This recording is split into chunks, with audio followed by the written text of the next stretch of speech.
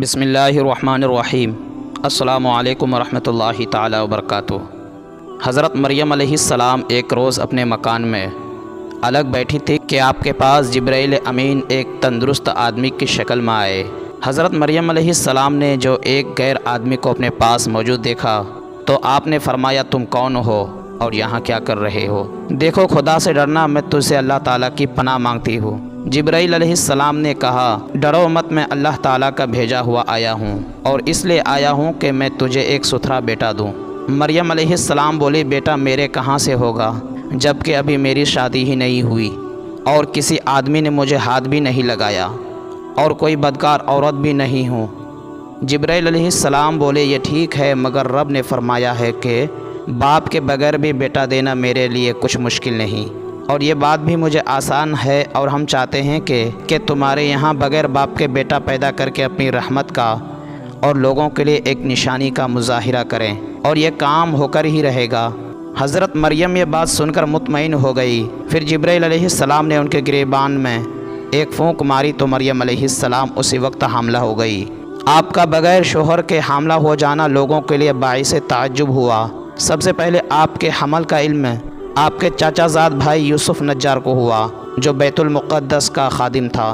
وہ حضرت مریم کا زاہد و تقیٰ اور آپ کی عبادت اور مسجد سے غیر حاضری یاد کرتا اور پھر آپ کا حاملہ ہو جانا دیکھتا تو بڑا حیران ہوتا کہ یہ بات کیا ہے۔ آخر ایک دن اس نے جرات کر کے مریم علیہ السلام سے پوچھ لیا اور یہ بات اس طرح شروع کی کہ اے مریم، مجھے بتاؤ، کیا کھیتی بغیر تخم اور درخت بغیر بارش کے اور بچہ بغیر باپ کے پیدا ہو سکتا ہے؟ حضرت مریم علیہ السلام نے جواب دیا، کیا تجھے معلوم نہیں کہ اللہ تعالیٰ نے جو سب سے پہلے کھیتی پیدا کی وہ بغیر تخم کے ہی پیدا کی اور درخت بغیر بارش کے اپنے قدرت سے لگائے؟ اور کیا تجھے معلوم نہیں کہ اللہ تعالیٰ نے آدم اور حوا کو بغیر ماں باپ کے پیدا کیا؟ یوسف نے کہا، بے شک اللہ تعالیٰ ان سب امور پر قادر ہے، اور میرا شبہ رفع ہو گیا۔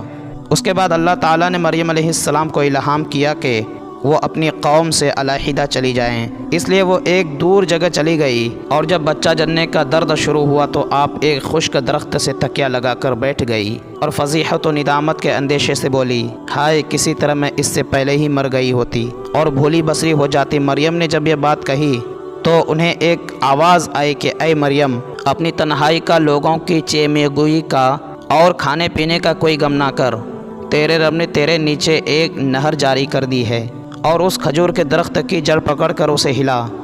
چنانچہ مریم علیہ السلام نے اس درخت کو ہلایا تو وہ فوراً سرسبز و شاداب ہو گیا اور اسے تازہ پھل بھی لگ گیا، اور پھر پکی کھجوریں گرنے لگی۔ پھر جب آپ کے پیٹ سے حضرت عیسیٰ علیہ السلام پیدا ہوئے تو آواز آئی کہ لے، پھل بھی کھا، اپنے نور عین بچے سے آنکھیں بھی ٹھنڈی رکھ، اور جب کوئی شخص تجھ سے اس معاملہ میں پوچھے تو تم خود کچھ مت کہنا، بلکہ اسے اپنے بچے کی طرف اشارہ کر دینا۔ حضرت مریم علیہ السلام پھر اپنے بچے کو گود میں لے کر اپنی قوم کے پاس آئی تو لوگوں نے یہ عجیب بات دیکھ کر کنواری مریم کی گود میں بچہ ہے کہا، اے مریم، تم یہ اچھا کام نہیں کیا، تیرے ماں باپ تو ایسے نہ تھے، افسوس تم نے یہ بہت بری بات کی۔ حضرت مریم علیہ السلام نے بچے کی طرف اشارہ کیا کہ مجھ سے کچھ نہ کہو، اگر کچھ کہنا ہے تو اس سے کہو۔ لوگ یہ بات سن کر اور بھی غصے میں آ گئے اور بولے کہ ہم اس دودھ پیتے پنگھوڑے کے بچے سے بات کیسے کریں؟ حضرت عیسیٰ علیہ السلام نے دودھ پینا چھوڑ دیا اور اپنے بائیں ہاتھ پر ٹیک لگا کر قوم کی طرف مخاطب ہو کر فرمانے لگے، سنو، میں اللہ تعالیٰ کا بندہ ہوں، اللہ نے مجھے کتاب دی ہے اور نبی بنایا ہے اور مبارک کیا ہے، چاہے میں کہیں بھی ہوں، اور اللہ نے مجھے نماز و زکوٰۃ کی تاکید فرمائی ہے اور مجھے ماں باپ کے ساتھ نیک سلوک کرنے والا بنایا اور بدبخت نہیں بنایا۔ حضرت عیسیٰ علیہ السلام کی اس شہادت سے وہ لوگ حیران اور خاموش ہو گئے۔ اللہ اکبر۔